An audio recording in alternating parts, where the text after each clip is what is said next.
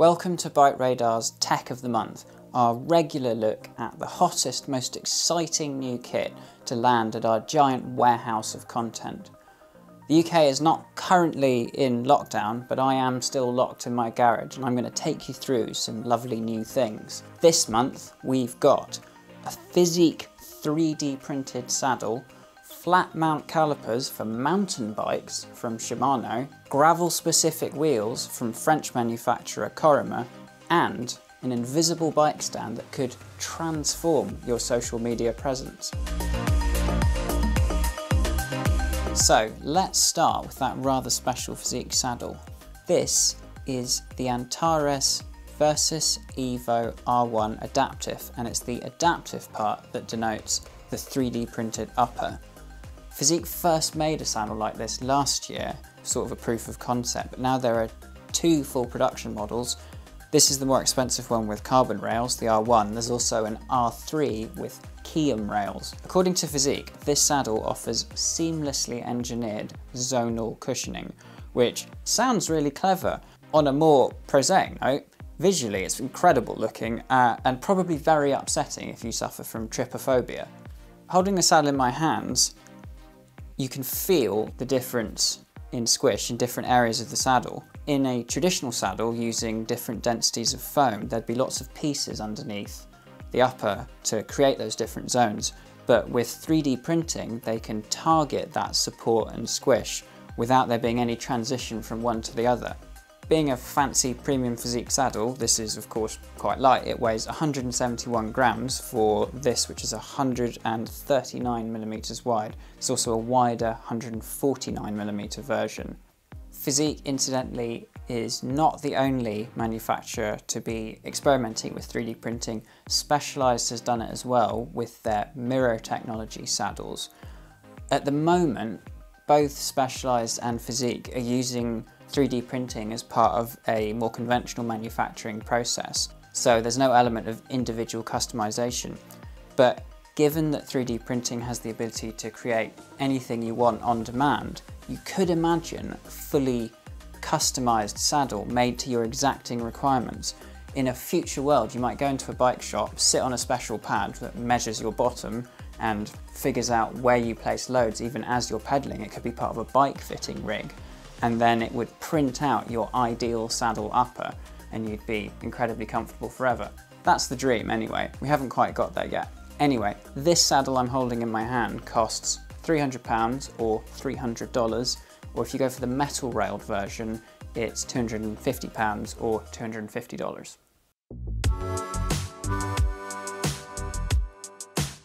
Next up, Shimano's flat mount mountain bike disc calipers.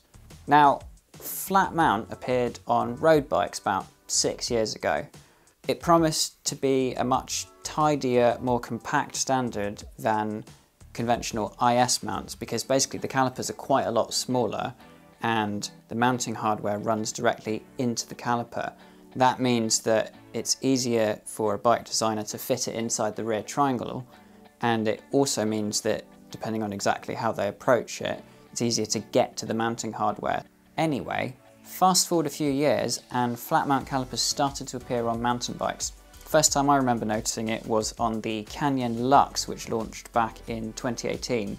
Another recent example is the Orbea Oith. Sorry if I'm pronouncing that wrong. Those are both cross-country bikes.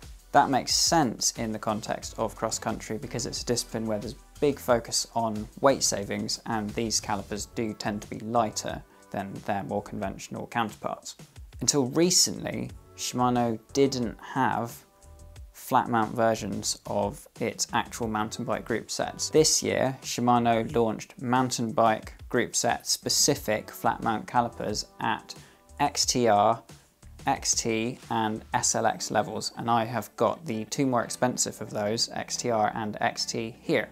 This XT caliper is a BR M8110, if you like Shimano product codes. It weighs 120 grams, which is quite light, and it accepts 140, 160 and 180mm rotors. The top of the line XTR caliper, that's BRM9110, as you'd probably work out, is quite a bit lighter.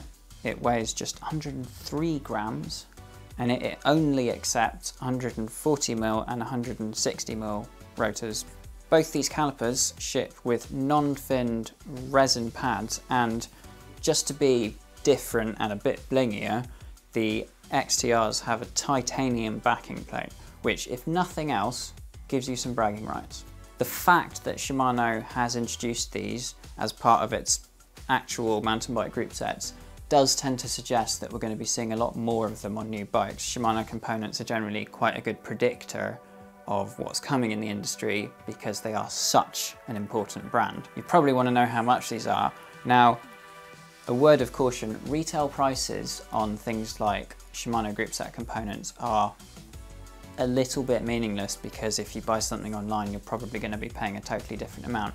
But if you want to know, the XT calipers retail at £60 each, and the XTR calipers retail at £125.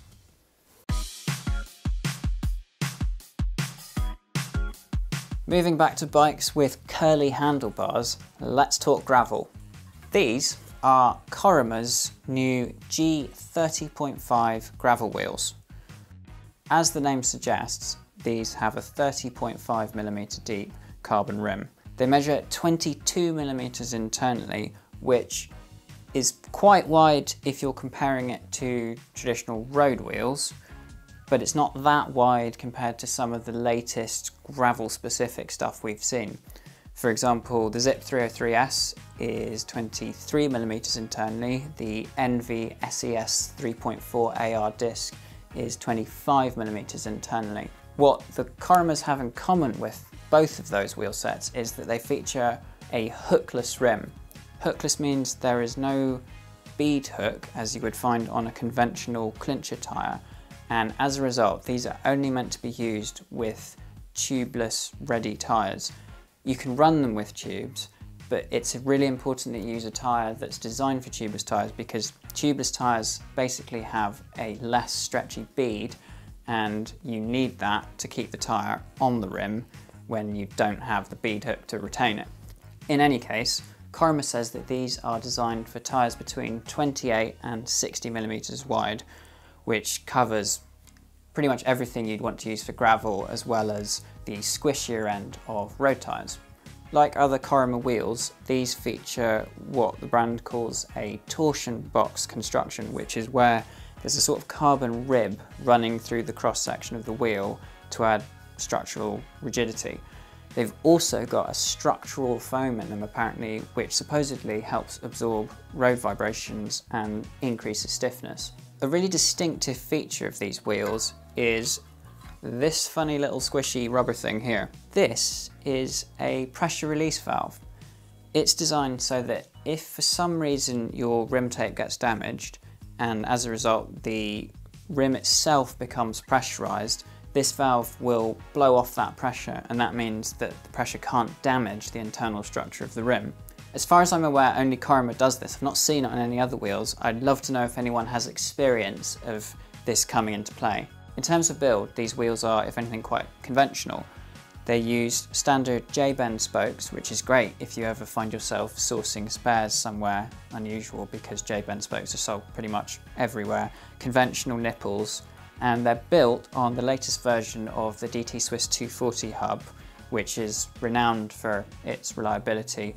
Also, basic maintenance on these is very easy because you can pull the end cap off like that, and that way you can get in to clean your bearings. More comprehensive maintenance on the rear hub is a little bit more complicated because there are some proprietary tools involved, but just getting in there to clean off your bearings is very, very easy. Claimed weight for these wheels is 1,550 grams. On my kitchen scales they weigh 1,572 complete with tape and valves, but don't take that as absolute gospel. In the UK, this wheel set retails at £2,010, so they're quite expensive, but they do look very lovely. I'm very much looking forward to riding them.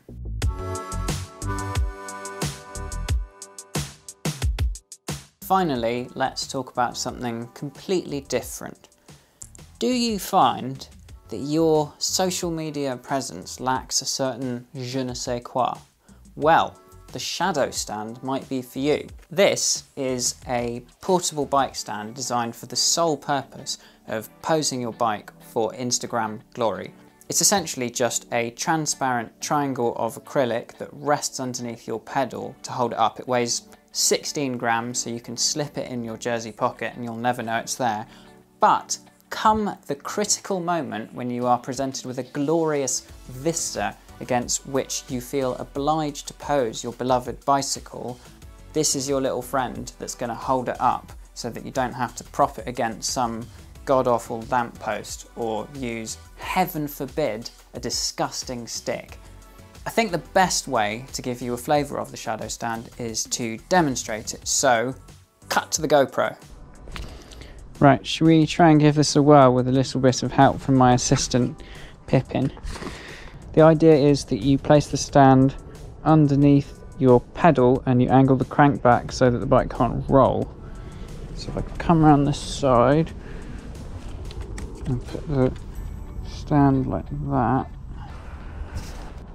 There we go. Now I back away, I admire the scene and I take a photo. ShadowStand does caution against using this on windy days for obvious reasons. The other thing is you cannot pose the cranks in the more conventional horizontal position because they need to be rotated back like that for the bike to be upright. Unfortunately, that's just inherent to the design, but it is still, I think, a more elegant option than using that stick. So there you go, quite effective. Pippin seems to like it. And there you have it.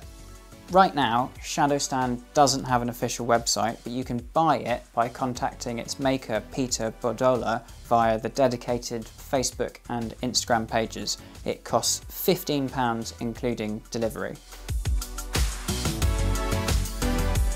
Anyway, thanks very much for watching. Please do let me know what you think of all the products I've featured here today, and have I totally got it wrong about any of them. Don't forget to like and subscribe. And please, please hit that little bell icon so that you get notified every time we upload a scintillating new video like this.